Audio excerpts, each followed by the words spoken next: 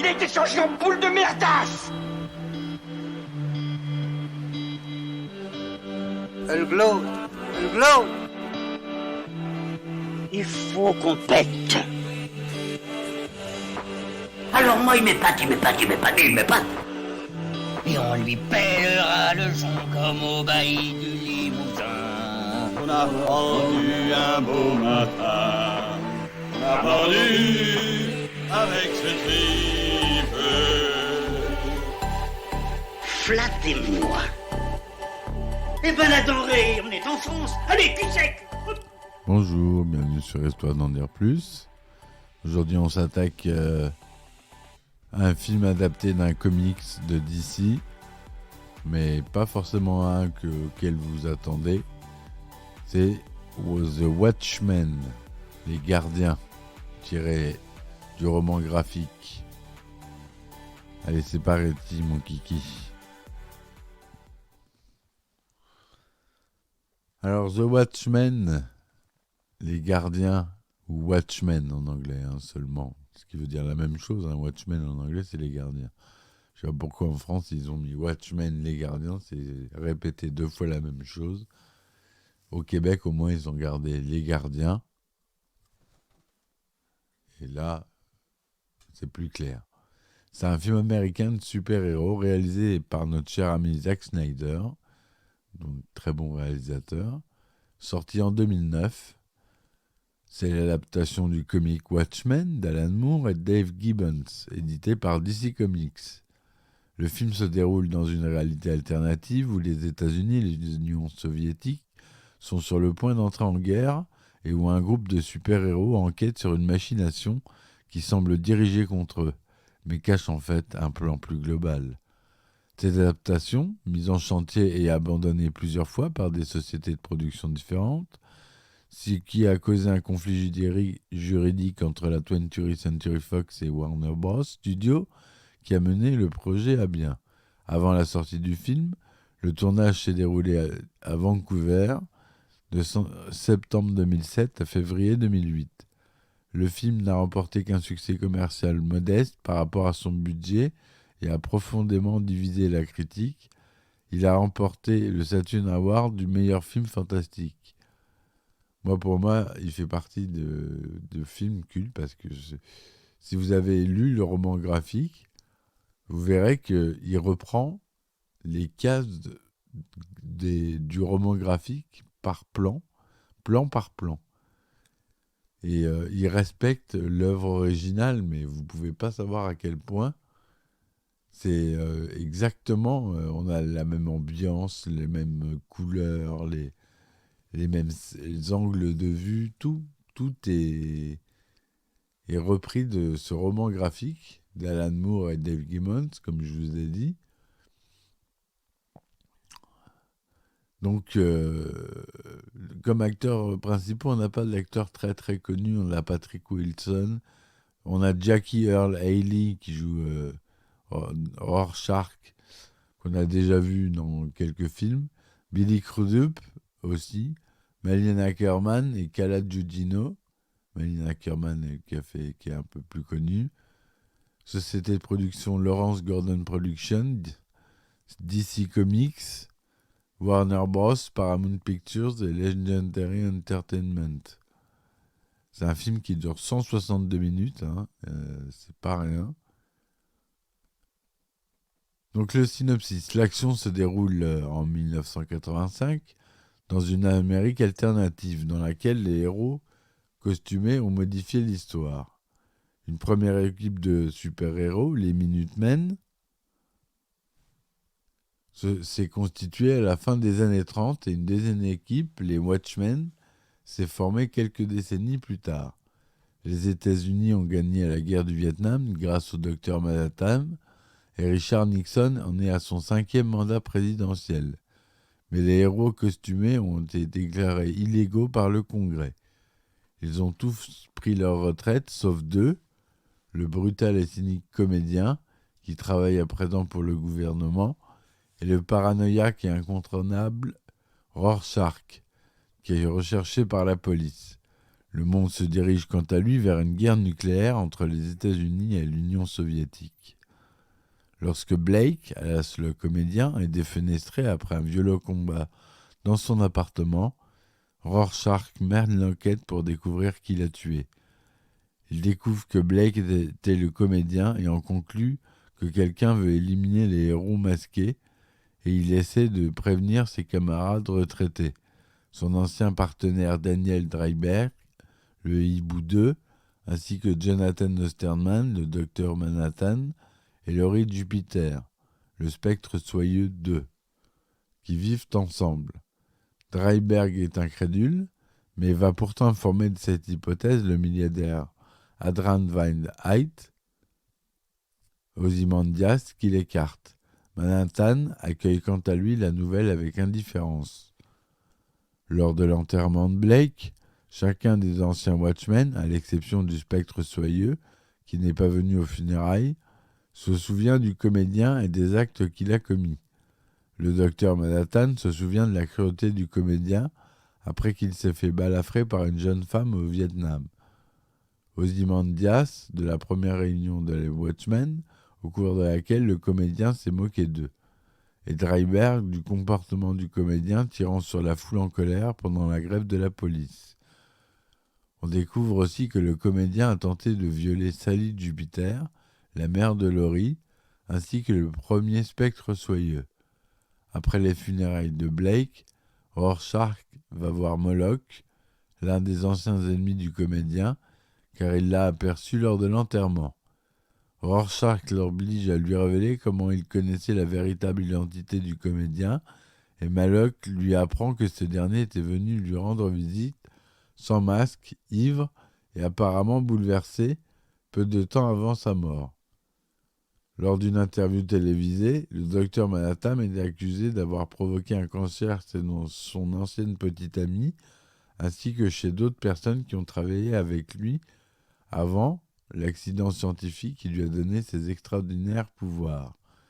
Le docteur Manhattan s'exile sur Mars, donnant ainsi à l'Union soviétique la confiance suffisante pour envahir l'Afghanistan en son absence. Plus tard, la théorie de Rorschach semble se confirmer quand Veidt, qui avait depuis longtemps révélé son identité secrète au monde, échappe à une tentative de meurtre par un homme qui se suicide pour éviter d'être capturé. Rorschach se fait peu après arrêter par la police pour le meurtre de Moloch. Sa véritable identité est révélée au grand jour. Pendant ce temps, Laurie, qui s'est séparée de Manhattan, reste avec Dreiberg et les deux anciens super-héros deviennent plus proches. Surtout lorsqu'ils reprennent leur costume pour tenter de libérer Rorschach de prison. Rorschach fait vivre un véritable enfer aux détenus, en particulier à l'un de ses anciens adversaires, Big Boss, qu'il finit par tuer pendant l'émeute de la prison, après avoir retrouvé son masque et ses anciens amis venus le libérer. Le spectre soyeux retrouve ensuite le docteur Manhattan. Il l'emmène sur Mars, et alors qu'elle lui demande de sauver le monde, explique qu'il ne s'intéresse plus à l'humanité. Comme il sonde les souvenirs de son ami, il découvre que le comédien était son père. Son intérêt pour l'humanité renouvelé par cet ordre improbable d'événements, le docteur Manhattan revient sur Terre avec Laurie. En poursuivant leur enquête, Rorschach et le hibou découvrent que Veidt est derrière toute cette conspiration et Rorschach note ses soupçons dans son journal. Rorschach et le hibou affrontent Veidt, habillé dans son costume d'Ozymandias dans sa base en Antarctique. Ozymandias confirme qu'il a tué le comédien et provoqué l'exil du docteur Manhattan, ainsi que l'arrestation de Rorschach. Il a aussi organisé sa propre tentative de meurtre pour se laver de tout soupçon. Il explique que son plan est d'empêcher la guerre nucléaire en détruisant plusieurs grandes villes avec les réacteurs d'énergie que le docteur Manhattan l'a aidé à créer, sous le prétexte de fournir l'énergie librement au monde. En tuant des millions de gens, il compte ainsi sauver le reste de l'humanité en l'unissant contre le docteur Manhattan. Rorschach et le hibou essaient de l'arrêter, mais Ozymandias lui est supérieur en combat. Ozymandias révèle alors son plan est déjà mis à été en exécution. Les plus grandes villes du monde sont détruites et le monde entier pense que le docteur Manhattan en est responsable. Le spectre soyeux et le docteur Manhattan arrivent au milieu des ruines de New York et comprennent que tout ceci est l'œuvre d'Ozymandias. Ils se téléportent en Antarctique pendant que Veidt se retire. Juste après sa victoire sur Rorschach et le hibou, le docteur Manhattan est décidé à se débarrasser de Veidt, qui tente vainement de l'éliminer, mais celui-ci abat son dernier atout, une nouvelle du journal télévisé dans laquelle le président Nixon déclare que les États-Unis et les Soviétiques se sont alliés contre leur ennemi commun, le docteur Manhattan.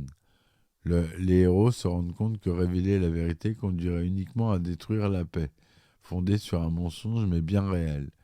Seul Rorschach n'est pas disposé à se taire et à sa propre incitation est désintégré par un Manhattan réticent. Le docteur Manhattan part ensuite dans une autre galaxie alors que le hibou et le spectre soyeux rentrent à New York et commencent une nouvelle vie ensemble, laissant Ozymandias, dont le plan a marché parfaitement, mais qui a perdu tous ses amis, seul dans sa base. Le film se termine dans un journal où le rédacteur en chef est furieux car il n'a rien d'intéressant à imprimer à cause de la paix mondiale. Il dit à son jeune employé qu'il peut imprimer ce qu'il veut à condition que ça fasse vendre. Au-dessus de la pile de courrier que le jeune journaliste s'apprête à consulter se trouve le journal de Rorschach. Voilà pour le résumé du film.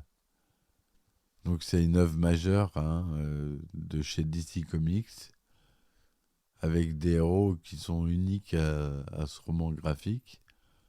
On ne les verra pas dans d'autres romans. Pas à ma connaissance en tout cas. Au scénario, on a David Hayter et Alexei, d'après le comics. La musique, on a Tyler Bates. On a un budget de 130 millions de dollars. C'est tourné en couleur Technicolor 35 mm et en 70 mm des cinémas, 2,39e cinémascope avec du matériel Panavision. Son Dolby DTS, Dolby Digital, Dolby SDSS. La version cinéma dure 162 minutes, 180 minutes pour la Director's Cut et 215 minutes pour l'Ultimate Cut. Celle que j'ai achetée en Blu-ray 4K. Et elle est vraiment superbe. Il y a plein de plans qui sont dans la BD. J'avais la BD pendant que je regardais le film pour retrouver les plans du film. Et ils sont bien dans cette Ultimate Cut à voir. Elle est je crois pas qu'il est ressorti au cinéma. Je sais que donc la sortie en France, c'était le 4 mars 2009. Aux États-Unis, le 6 mars 2009. Donc il est sorti en France avant les États-Unis. Pourtant, c'est un film américain, mais des fois, ça arrive que les films sortent avant en Europe. Aux États-Unis, il est interdit au moins de 17 ans. En France, interdit au moins de 12 ans. Et en Belgique, il est tout public. Et la télévision, par contre, en France, il était interdit au moins de 16 ans. Donc, la distribution, je vous fais grâce à Patrick Wilson qui joue le hibou, Jackie Earle Haley qui joue Rorschach, Malin Ackerman qui joue le spectre soyeux 2, Billy Crudup qui joue Dr Manhattan, Matthew Good qui joue Ozymandias, ça je vous l'ai déjà dit, Jeffrey Dean Morgan le comédien.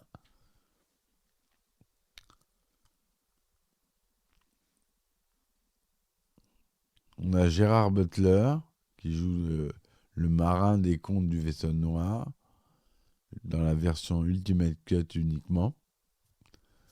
Je l'ai vu je l'ai pas vu hier, non, je l'ai vu il y a 3 ou 4 jours. Et je l'ai remarqué qu'il y avait Gérard Butler qui fait une apparition dans le film. Le film est adapté du comics, publié par DC Comics entre 86 et 87.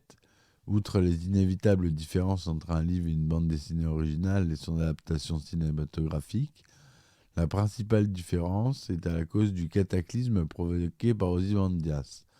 Dans le comics, c'est la téléportation d'un faux extraterrestre, en fait une création de Veidt Ozymandias, qui cause la mort de millions de personnes à New York, alors que dans le film, Ozymandias fait croire à l'humanité que le docteur Manhattan attaque simultanément différentes villes du globe. Pour Bob Reack, ce changement s'explique en fait par le fait d'avoir une fin qui soit plus en phase avec les préoccupations contemporaines d'un monde post-11 septembre. Quelques autres différences sont de moindre importance. Après la confusion qui survient lors de l'interview télévisée du Dr Manhattan, c'est le public qui est téléporté hors du studio. La téléportation du Dr Manhattan sur Mars ne survient que plus tard. La version Director's Cut corrige ces différences et l'Ultimate Cut aussi. Holly Mason, le premier hibou, est massacré par des membres d'une bande de jeunes voyous. Cette scène est présente dans la version Director's Cut du film et non dans la version originale. Lorsque Walter Kovacs devient réellement Rorschach, tel qu'il explique à son psychiatre, il ne laisse pas le criminel brûlé vif, mais le tue d'un coup de hachoir à viande. Pardon. Dans le film, le docteur Manhattan utilise ses pouvoirs afin que Laurie se rende compte que le comédien est son père. Dans le comique, Laurie arrive à ses conclusions par ses propres moyens. La bande dessinée fictive Les Contes du Vaisseau Noir n'est pas présente dans la version première du film. Elle a été réintégrée sous son titre original Tales of the Black Fighter dans le montage Ultimate Cut du film. C'est Gérard Butler qui prête sa voix au pirate maudit de l'histoire. Dans le film, certaines répliques de Rorschach ont été supprimées, notamment lorsqu'ils préviennent les héros masqués de la mort du comédien.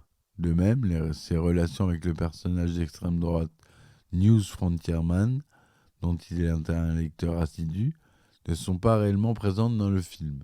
Cela concourt à lisser le personnage de Rorschach. Dave Gibbons a travaillé sur le film en tant que conseiller, dessinant notamment les storyboards de la fin du film.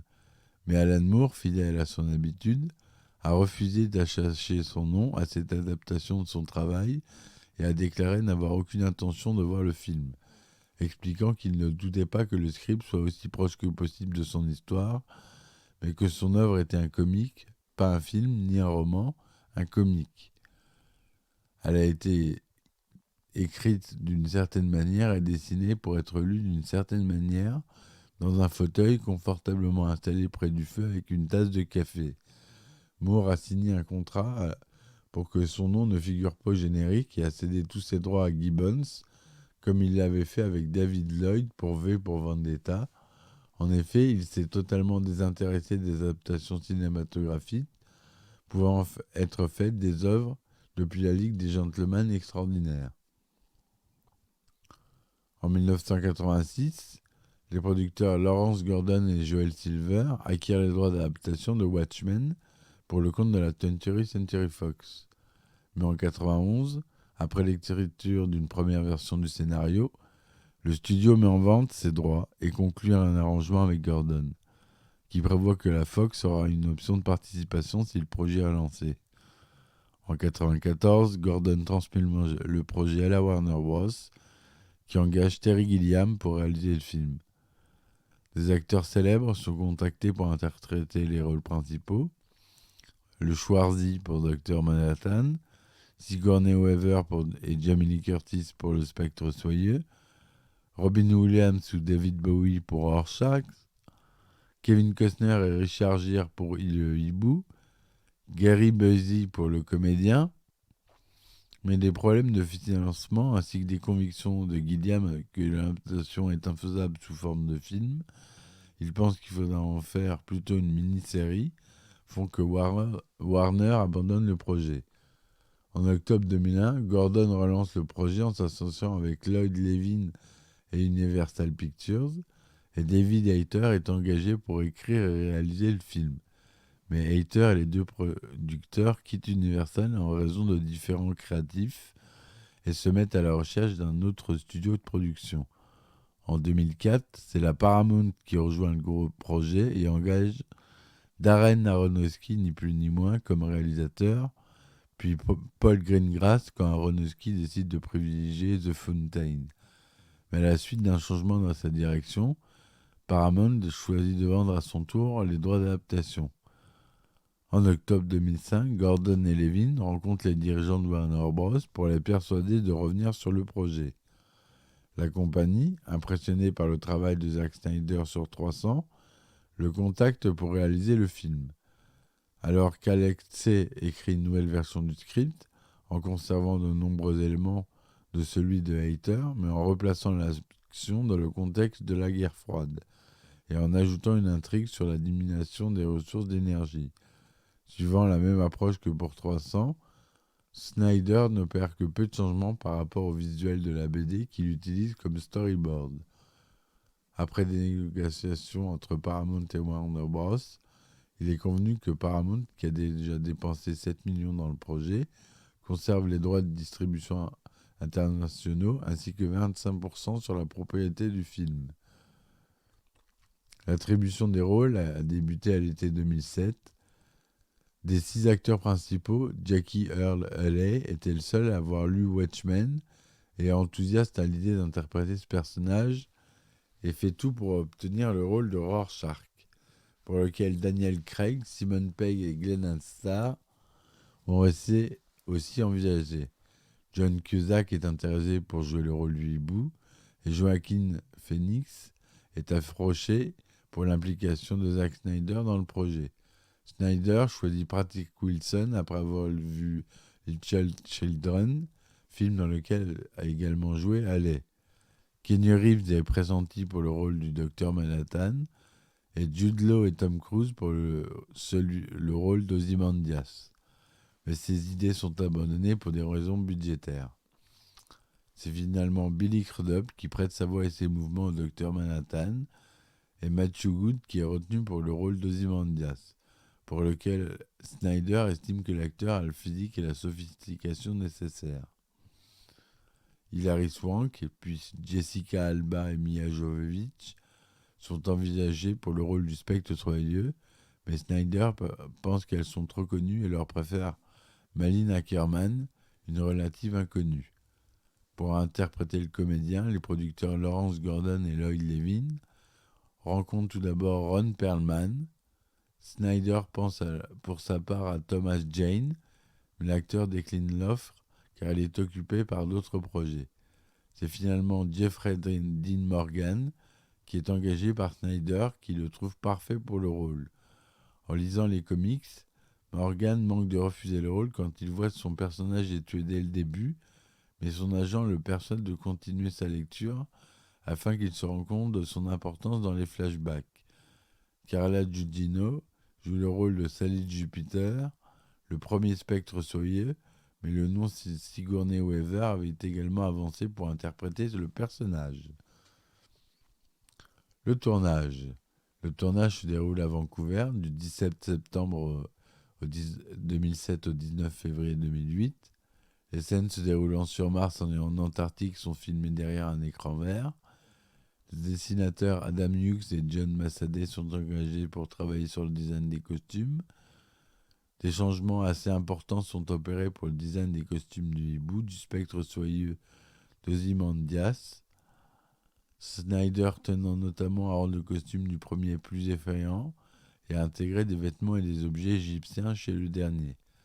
Le chef décorateur, Alex McDowell, rend hommage à Dr Folamour pour le design de la salle de réunion de Nixon et son état-major, et à l'homme qui venait d'ailleurs pour celui de l'appartement du Dr Manhattan.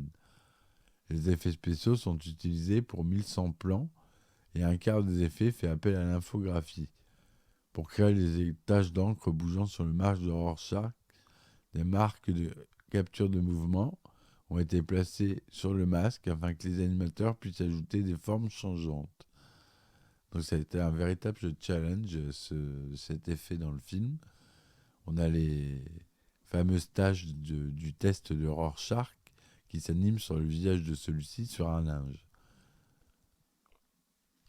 Le corps du docteur Manhattan est modelé sur celui du mannequin Greg Plitt, sur lequel est placée la tête de Billy Crudup, numérisée en 3D. 10 sociétés différentes participent à la création des effets spéciaux. C'est souvent le cas quand on a plus de 1100 plans comme ça, on divise pour avoir bien moins cher les effets. Certains effets sont faits par des compagnies qui ont des tarifs plus moindres, comme les effets sur écran, sur les écrans de contrôle, et des choses comme ça, etc. L'accueil a reçu des critiques très diverses, divisant notamment la profession et recueillant 65% de critiques favorables, un score moyen 6,3 sur 10 sur 294 critiques sur Rotten Tomatoes. Metacritic le note 56% sur 39 critiques, ce qui est pas top.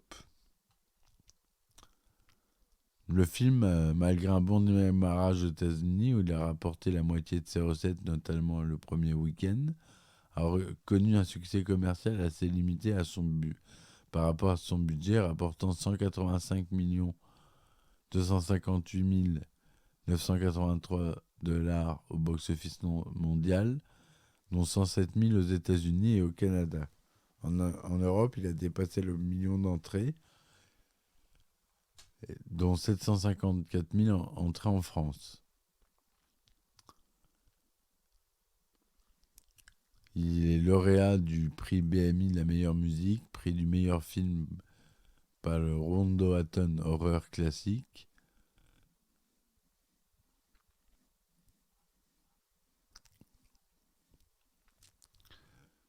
Voilà, il y a The Watchmen The End is Night, un jeu vidéo qui est disponible tout d'abord en téléchargement sur Steam, sur PlayStation Network et sur Xbox Live. Il sert de prélude au film tout en respectant l'ordre chronologique du comic. C'est un beat'em all en 2 parties dans lequel le joueur incarne Rorschach ou le deuxième hibou, en mode coopération qui permet à jouer en 2 écrans séparés. Donc, Watchmen, il est sorti en DVD et en Blu-ray le 21 juillet 2009 en région 1, le 9 septembre 2009 en région 2, la version Director's Cut comportant plus de scènes, pour un total, donc on avait dit, de 186 minutes, pour approfondir l'histoire, est sortie uniquement en région 1, de même qu'une version Ultimate Cut en 5 DVD qui ajoute au film tout ce qui concerne la BD. Les contes du vaisseau noir, lus par un personnage du film et qu'on voit toutes ses formes et formes d'un film d'animation, ainsi qu'environ 3 heures de bonus. Une édition collector en 2 DVD qui comporte plusieurs bonus et documentaires, mais conserve la version cinéma du film, est sortie en région 2.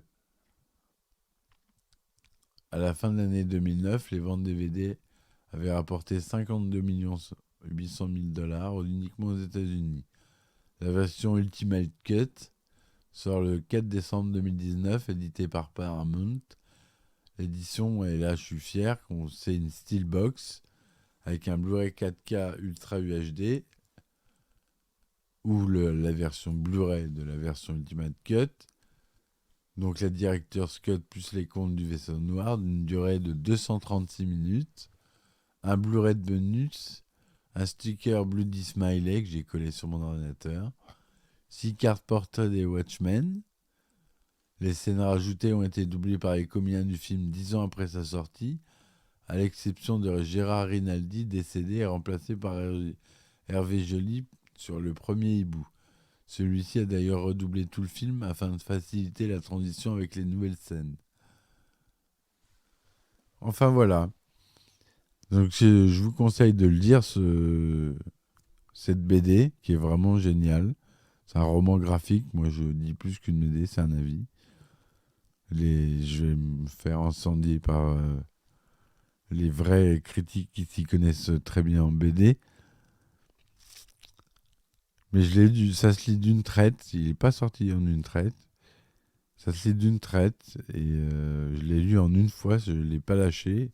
Impossible. Et le film, pareil. Qui est vraiment... Zack Snyder a vraiment respecté la qualité de la BD. Ce qui en fait un grand film. Et que je considère culte. Et que... Donc je mets dans ce podcast. Voilà mes amis. Donc... je vous souhaite de bonnes fêtes de fin d'année. Ça sera un épisode bonus du 31 décembre. Je vous dis à bientôt. Laissez-moi des commentaires. Si vous voulez me supporter, c'est le moment.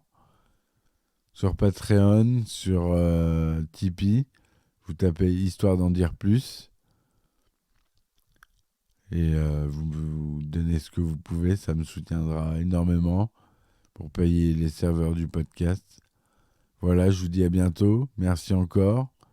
Et à ciao, ciao. Bisous.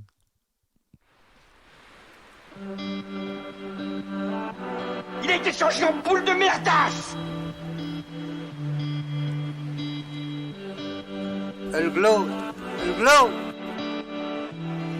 Il faut qu'on pète.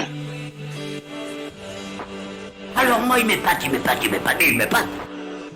Et on lui pèlera le son comme au bailli du Limousin.